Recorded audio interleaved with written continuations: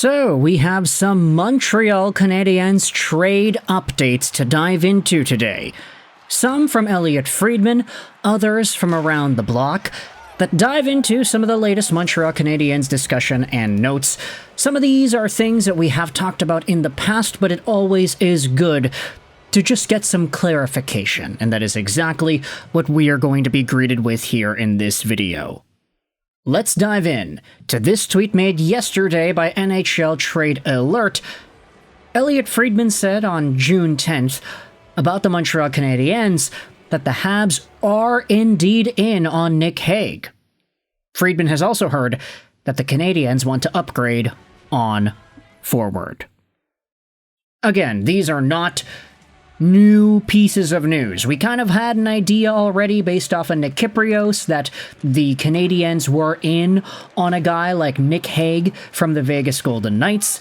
We had made a few commentaries already talking firstly about how the Canadiens and the Penguins are going to be in some sort of a bidding war for the defenseman services. We had also spoken about the trade price, whether or not a Jayden Struble-like asset or something else in that type of a mold could be appropriate here. Elliotte Friedman, though, is not Nick Kypreos, and I think, look, all due respect to Nick Kypreos, I think Friedman just has a little bit more of a reputation amongst NHL fans as being more, how do I say this without being too rude? People trust Friedman more, I'd say, than they trust Nick Kypreos in general. But of course, Nick Kypreos, there are going to be some scoops that he will have had, and that I think most of us will remember him by. The biggest scoop that Kipper had that nobody else had was that Shea Weber was going to retire early. Kipper was like a year removed before that actually became a thing, and then boom, it happened. So, Kipper, of course, former NHLer, NHL analyst, he's that guy, he's connected, Toronto Star, etc. There are going to be people that tell him things, and for Elliotte Friedman, I think he just has a lot more of a quote-unquote trusted reputation just because of his body of work in the past. So he's going out there and confirming the same thing. The Canadiens are in on Nic Hague. And I think a lot of Habs fans have started to wonder, especially in the comment section of our videos here, just why is it that Montreal wants this guy? A big left-handed defenseman on a team that already has, at the very least, two big left-handed defensemen in Arber Xhekaj and Cayden. They have some other hard-working left-handed defensemen like Jayden Struble. They've got Mike Matheson and Lane Hutson there. I mean, do the Canadiens really need this kind of an asset on their team? You can say it's not necessary 100%, but at the same time, he does play in that same sort of a mold that the Canadiens seem to be wanting to edge towards in terms of their decor.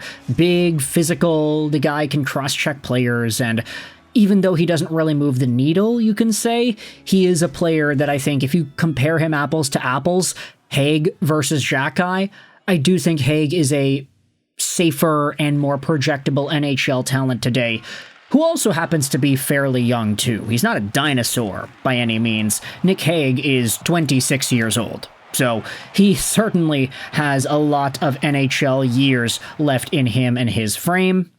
Really, if it boils down to the David Savard conversation, how he is leaving the Canadiens organization, he's leaving the league, and if Kent Hughes and co. don't think they can find a replacement for Savard that can be a right-handed guy, and they don't necessarily think Mailloux or Reinbacher is in that kind of a mold just yet, then they might just be willing to replace that profile with Nic Hague, except he is on the left side.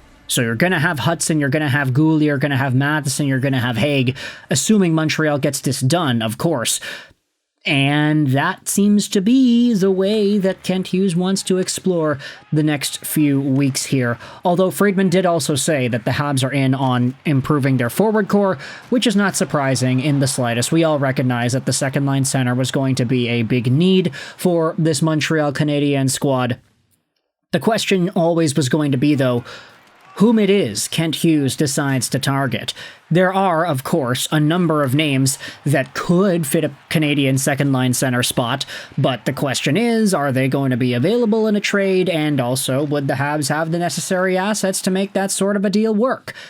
It's not guaranteed with any of these players, but between the Sam Bennett's of the world in free agency to some of the other names on the trade block, the Marco Rossi's, we formerly thought of Bo Horvat as a name like that. I mean, it's going to be quite the mixed bag of conversations here. Once we start seeing articles talking about all the names that the Canadiens could be linked to, then we'll open up our conversations a little bit more. I don't like to make videos where I directly say that somebody should be available, but if somebody else says it, then it's like, okay, fair game, now we can respond to it. Hey, speaking about that though, I also wanted to respond to one more idea before we ended off this video. Because while it's true, Friedman spoke out about the Habs wanting forward core help, as well as a Nic Hague-esque D-man, there also was a conversation posted on donlescoulisses.com that talks about the Montreal Canadiens and how it seems like they are not interested in a very specific defenseman in Pittsburgh. Take a look at this article published yesterday by Charles-Alexis Brisebois. The Montreal Canadiens are not interested in Kris Letang.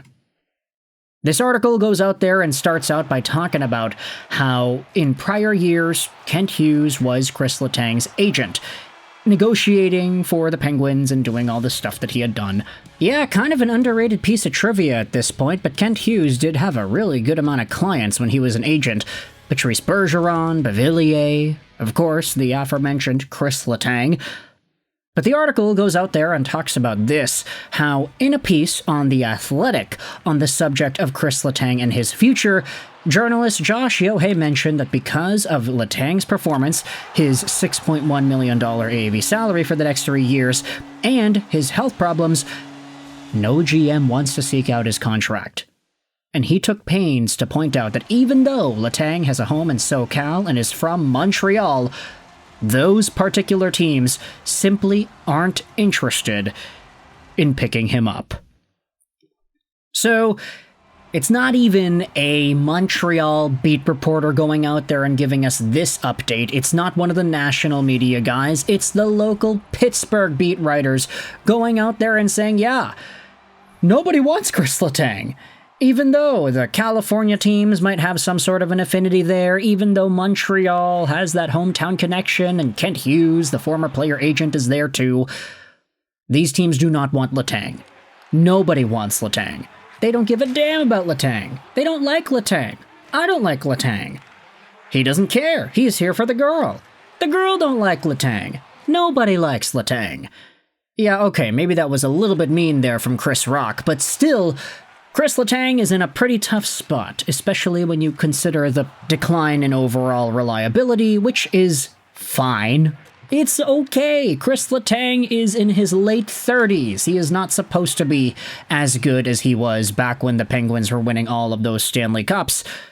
However, with the news that they are going to want to reduce the amount of minutes and stuff that he ends up getting for next season and beyond, yeah, it makes sense. His contract goes on for a while anyway, so it's not like you can just bag it and tag it. Kris Letang's sticking around for a while now, after all.